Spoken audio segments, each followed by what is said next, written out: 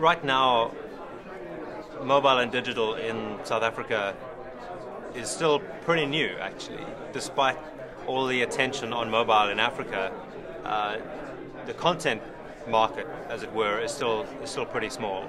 Mobile phones have massive penetration throughout Africa, but there's not a lot of content, certainly not book-like content on mobile yet.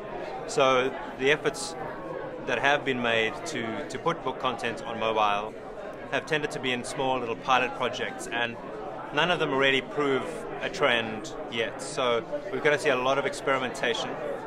For me, one of the key aspects, though, is that when book content arrives on cell phones, it's going to be kind of highly intermediated, I suppose, by people on the ground who repackage that content for use on mobile phones. I don't think we're going to see ebooks as we know them now simply being delivered on mobile phones, partly because smartphones are effectively non-existent in South Africa and in Africa in general. So we've got these very basic phones, and to deliver content to them, whether as Java applications or serialized SMSs or MMS, is going to take some work, some repackaging. As far as developing for the basic phones goes, I think what kind of happened about 2 or 3 years ago when the iPhone arrived and took publishing by storm is that a lot of efforts that were looking really promising and interesting, developing applications or software applications as well as just human systems applications to more basic phones, kind of stopped. They all got distracted with the obvious financial boon of selling something on the iPhone. And so I feel as if over the last 2 years, efforts in that direction have stalled. In South Africa, there have been a few companies that I've talked to and worked with who are still doing some pretty good things, putting content on those basic phones. But I think there's a lot more that still needs to happen. Much of it may simply be creating web access to content through mobile phones. I think that because there's such a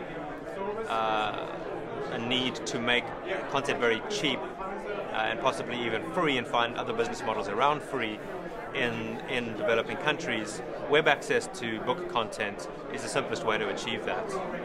So I think we'll see a lot more experimentation there. But we might have to just wait for the iPhone mania to die down a little.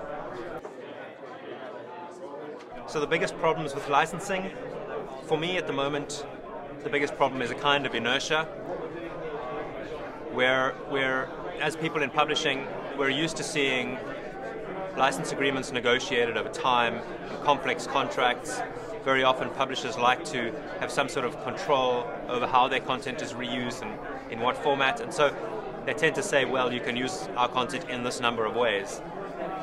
When I think that for the kind of repurposing and repackaging we need to see on the ground, certainly in developing countries, we're going to need for the licensees to be coming up with crazy new reuses of content that we couldn't ever think of. And as a result, publishers need to make it really quick and easy for people to buy licenses for a wide range of possible reuses that aren't preconceived or set beforehand.